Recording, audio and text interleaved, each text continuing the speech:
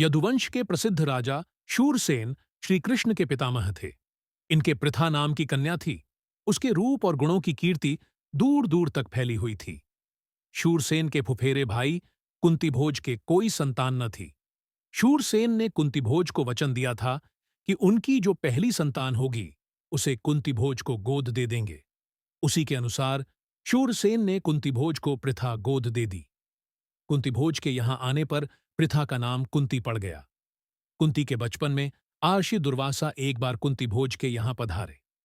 कुंती ने 1 वर्ष तक बड़ी सावधानी व सहनशीलता के साथ उनकी सेवा शुश्रूषा की। उसकी सेवा टहल से दुर्वासा आर्षि प्रसन्न हुए और उसे उपदेश दिया और बोले, कुंती भोज कन्ये, तुम किसी भी देवता का ध्यान करोगी तो वह अपने ही समान एक तेजस्वी पुत्र तुम्हें प्रदान करेगा। इस प्रकार सूर्य के संयोग से कुमारी कुंती ने सूर्य के समान तेजस्वी एवं सुंदर बालक को जन्म दिया।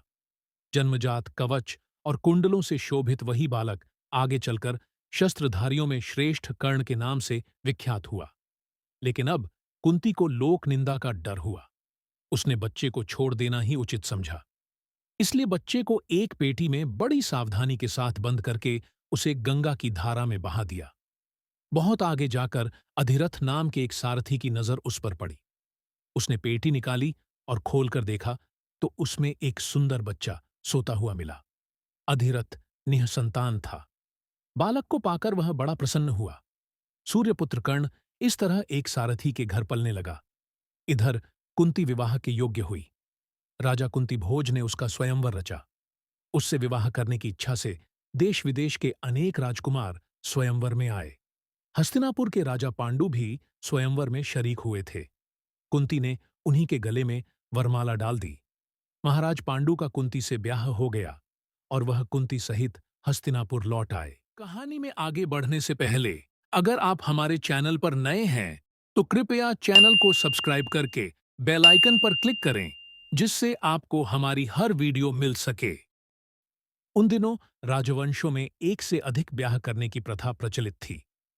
इसी रिवाज के अनुसार पितामह भीष्म की सलाह से महाराज पांडु ने मद्रराज की कन्या माद्री से भी ब्याह कर लिया।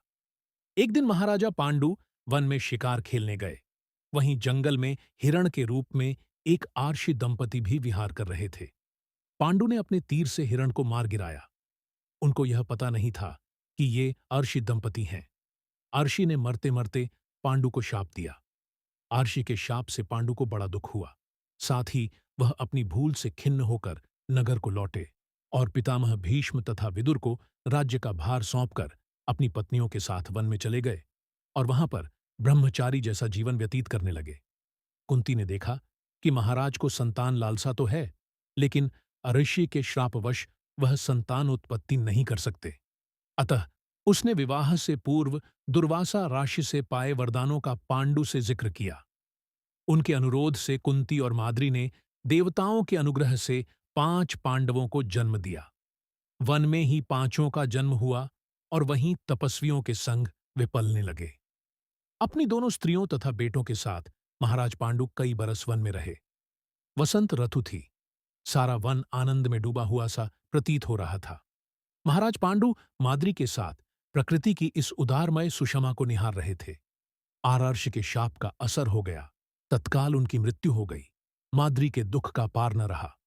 पति की मृत्यु का वह कारण बनी, यह सोचकर पांडु के साथ ही वह भी मर गई। इस दुर्घटना से कुंती और 5 पांडवों के शोक की सीमा न रही। पर वन के ऋषि मुनियों ने बहुत समझा बुझाकर उनको शांत किया और उन्हें हस्तिनापुर ले जाकर पितामह भीष्म के सुपुर्द किया। युधिष्ठिर की उम्र उस समय 16 वर्ष की थी। हस्तिनापुर के लोगों ने जब ऋषियों से सुना कि वन में पांडु की मृत्यु हो गई है, तो उनके शोक की सीमा न रही। पोते की मृत्यु पर शोक करती हुई सत्यवती अपनी दोनों विधवा पुत्रवधुओं अंबिका और अंबालिका को साथ लेकर वन में चली गई। तीनों वृद्धाएं कुछ दिन तपस्या करती रहीं और बाद में स्वर्ग सिद्धार गईं। अपने कुल में जो छल प्रपंच तथा अन्याय होने वाले थे, उन्हें न देखना ही संभवतः उन्होंने उचित समझा। अगर आपने कहानी को पूरा सुन लिया है तो कमेंट करके बताएं कि राजा पांडु की मृत्यु किसके श्राप के कारण हुई थी और अगर आपने अभी तक चैनल को सब्सक्राइब नहीं किया है तो कृपया जल्दी से सब्सक्राइब कर दीजिए, जिससे आपको हमारी हर वीडियो मिल सके।